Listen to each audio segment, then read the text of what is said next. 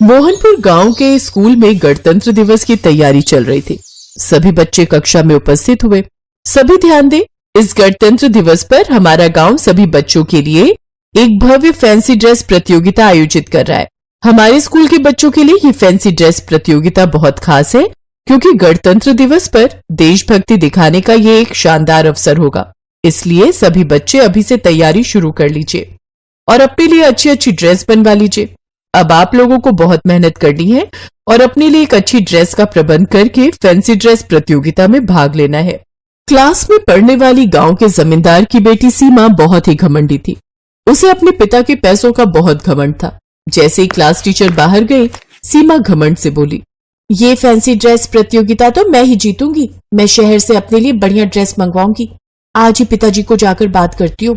पर कोई और ये प्रतियोगिता जीत गया तो? अरे ऐसे कैसे हो सकता है? इस पूरी क्लास में सबसे ज्यादा अमीर मैं ही हूँ, इसलिए सबसे महंगी ड्रेस मैं ही पहन सकती हूँ। और महंगी ड्रेस पहनकर तो ये साधारण सी बात है कि प्रतियोगिता मैं ही जीतूंगी। घमंड से भरी हुई सीमा अपने घर गई और उसने अपने पिता से इस बारे में बात की। पिताजी, आपको पता है गणतंत्र दिवस पर हमारे स्कूल में फैंसी ड्रेस प्रतियोगिता होने वाली है। आप मुझे शहर से बढ़िया ड्रेस दिलवा दो ताकि इस प्रतियोगिता को मैं जीत जाऊं। मुझे आज ही शहर जाना है। ठीक है बेटा, जैसी तुम्हारी मर्जी। मैं अभी ड्राइवर से कहकर गाड़ी निकलवाता हूँ, हम शहर चलेंगे। इधर सीमा अपने माता पिता के साथ एक महंगी ड्रेस खरीदने के लिए शहर चली जाती है। उधर उसकी क्लास में पढ़ने वाली एक गरीब घर की बेटी गीता भी प्रतियोगिता में भाग लेने के लिए तैयारी कर रही थी। माँ, मैं फैंसी ड्रेस प्रतियोगिता में भाग लेना चाहती हूँ, लेकिन हमारे पास महंगे कपड़ों के लिए पैसे नहीं है। सीमा कह रही थी कि वो बहुत महंगी ड्रेस खरीदेगी। माँ, मैं ये प्रतियोगिता कैसे जीतूंगी? गीता, तुम्हें इसके लिए बहुत सुंदर एक ऐसी ड्रेस तैयार करनी होगी जिसे पहनने के बाद तुम्हारे मन में देश के प्रति उत्साह और प्रेम छलके। इसके लिए तो सबसे बेहतर यही रहेगा कि तुम्हारी पोशाक एक तिरंगे की हो। तुम्हारी पोशाक पर तिरंगा बना हो, एक ऐसी पोशाक जिसे देखकर सबके मन में तिरंगे के लिए सम्मान की भावना उत्पन्न हो। कुछ देर सोचने के बाद गीता की माँ गायत्री बोली, गीता, मुझे समझ आ गया कि तुम गणतंत्र दिवस पर क्या पहनोगी। मैं तुम्हारे लिए बहुत सुंदर सा एक तिरंगे वाला लहंगा चोली चुनरी तैयार करूंगी। पर माँ, वो कैसे? मेरे पास तिरंगे के रंग के कुछ कपड़े हैं, मैं उन्हें जोड़कर तुम्हारे लिए लहंगा तैयार करूंगी। ये रही मेरी साड़ी, ये हुआ हरा रंग, ये तुम्हारे बापू की पगड़ी, ये हुआ सफेद रंग, और ये रही मेरे पास केसरिया रंग की एक चुनरी। हो गए ना तिरंगे के 3 रंग पूरे। मैं पड़ोस की सरला बहन के घर से सिलाई मशीन ले आती हूँ और बस तुम्हारा तिरंगे वाला लहंगा रात तक तैयार हो जाएगा। गायत्री ने खूब मेहनत से कपड़ों को जोड़ जोड़ कर तिरंगे के रंग का लहंगा, चोली और चुनरी तैयार कर दिया। प्रतियोगिता का दिन आ जाता है। सीमा ने चमकदार वेस्टर्न पोशाक पहनी हुई थी। स्कूल के मैदान में सब बच्चे भी अलग अलग वेशभूषा में नजर आ रहे थे। अचानक गीता प्रवेश करती है। भारत के तिरंगे को दर्शाती उसकी पोशाक बहुत सुंदर लग रही थी। मैदान में उपस्थित सभी लोग गीता को देख रहे थे। गीता की पोशाक सबसे अलग थी। अब प्रिंसिपल मैडम विजेताओं की घोषणा करेंगी। बच्चों, आप सभी को गणतंत्र दिवस की हार्दिक शुभकामनाएं। आप सभी बच्चों ने बहुत मेहनत के साथ इस फैंसी ड्रेस प्रतियोगिता में तैयारी की है, इसीलिए सभी बच्चों की मैं सराहना करती हूँ। पर हमें परिणाम भी घोषित करने हैं, इसलिए आज का प्रथम पुरस्कार गीता को ही जाता है। गीता की पोशाक वास्तव में देश के प्रति प्रेम और आदर्श को दर्शाती है, और आज गणतंत्र दिवस के शुभ अवसर पर यह जरूरी भी था कि हम फैंसी ड्रेस प्रतियोगिता में कुछ ऐसा पहने जो हमारे देश के प्रति देशभक्ति को दर्शाता हो। गीता, स्टेज पर आओ, प्रिंसिपल मैडम के हाथों से अपना पुरस्कार लो। मैम, मैंने तो इतनी महंगी ड्रेस पहनी है, फिर मुझे क्यों प्रथम पुरस्कार नहीं दिया गया? बेटा, गीता ने हमें याद दिलाया है कि हमारे देश की भावना महंगे कपड़ों में नहीं, बल्कि हमारे दिल और तिरंगे के प्रति हमारे सम्मान में छुपी है। इसलिए वो आज सच्ची विजेता है। मैम, मुझे समझ आ गया है। ये देखिए मैम, मैंने भी अपने देश का झंडा अपनी ड्रेस पर लगा लिया। अब मैं भी देश के लिए प्रेम और सम्मान को प्रस्तुत करूंगी। बहुत अच्छी बात है बेटा, वेरी गुड। आज का द्वितीय पुरस्कार सीमा को दिया जाएगा और तृतीय पुरस्कार मानसी को। सीमा बहुत खुश होती है और वो गीता की भी प्रशंसा करती है। गीता खुशी के आंसुओं के साथ गर्व से खड़ी थी। सब उसकी सादगी और देशभक्ति की सराहना कर रहे थे। ये सिर्फ गीता की जीत नहीं थी, बल्कि हर उस बच्चे की जीत थी जो तमाम बाधाओं के बावजूद बड़े सपने देखता है। गीता और सीमा अपने अपने घर जाती हैं। गीता के माँ बापू बहुत खुश थे कि आज उनकी बेटी को प्रथम पुरस्कार मिला था। उधर सीमा भी घर जाकर सारी बात अपने माता पिता को बताती है, जिसे सुनकर सीमा के माता पिता भी अपनी बेटी के इस बदलते व्यवहार को देखकर गर्व महसूस करते हैं।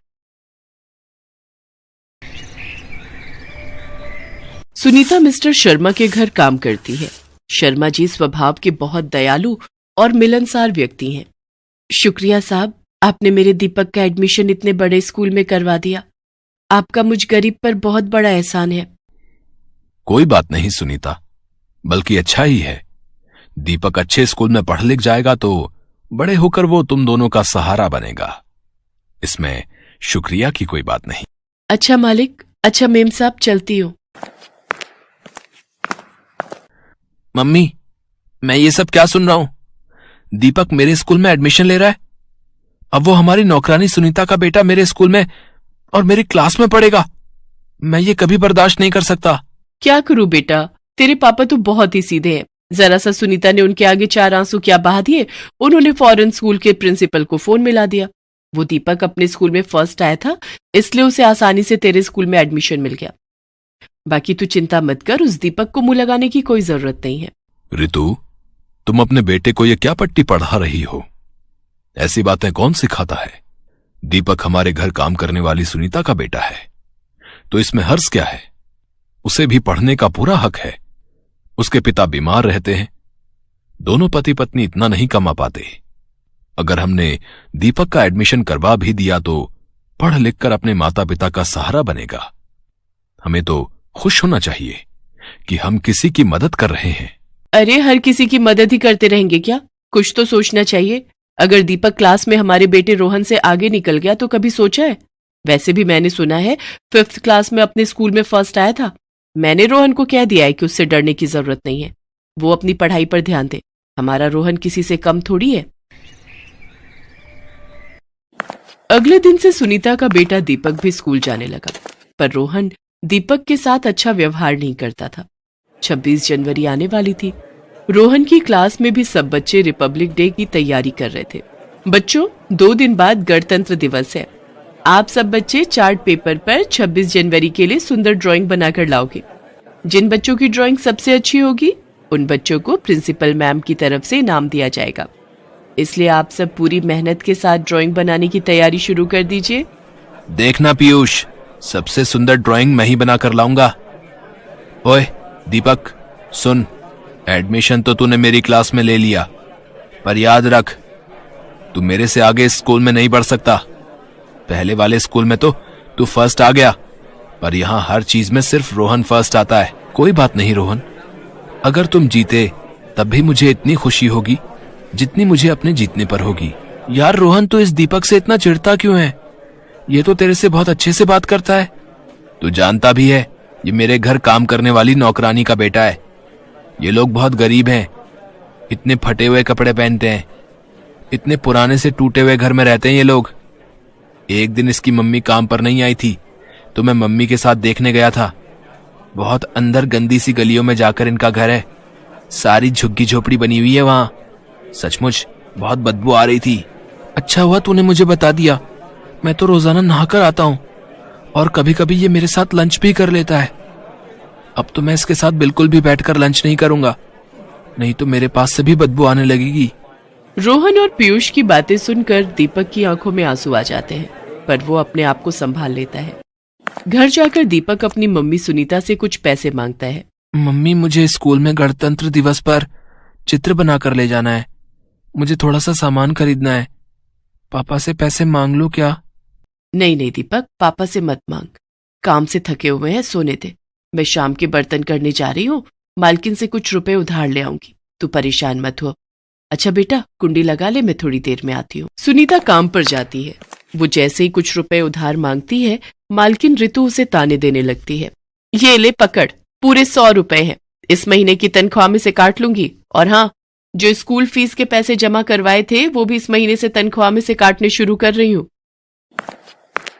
मम्मी, मुझे पता है दीपक मेरे से अच्छी ड्राइंग नहीं बना सकता। आप फालतू में ही सुनीता आंटी को 100 रुपए पकड़ा रही हो। सुनीता आंटी, देखना कंपटीशन मैं ही जीतूंगा। तो और क्या, मेरा बेटा किसी से कम थोड़ी है। इतनी बढ़िया जगह से ड्राइंग सिखाई है मैंने अपने बेटे को।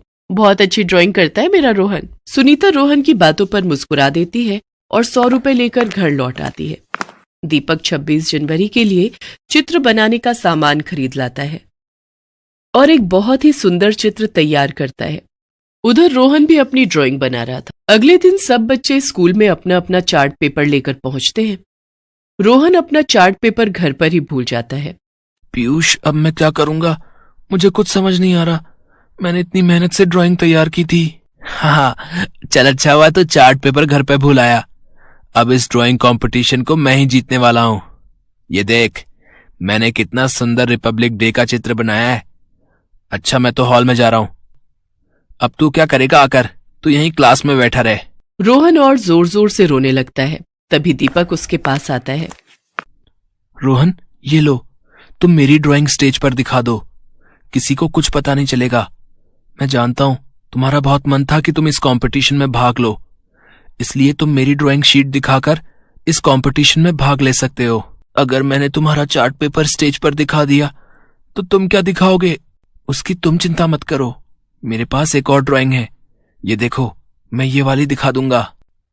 पर ये तो अभी पूरी तरह बनी भी नहीं है, इसमें तो रंग भी नहीं भरे हुए हैं। क्या बात है बच्चों, तुम यहाँ बातें कर रहे हो और हॉल में कंपटीशन शुरू भी हो चुका है। अपना अपना चार्ट पेपर पकड़ो। और दीपक, तुमने अपनी ड्राइंग में कलर भी नहीं भरे। अच्छा ठीक है, चलो अब देर मत करो। रोहन, तुमने तो बहुत सुंदर ड्राइंग बनाई है, वेरी गुड। चलो अब दोनों हॉल में जाओ। आज सभी बच्चों में फर्स्ट नंबर पर रोहन की ड्राइंग आई है।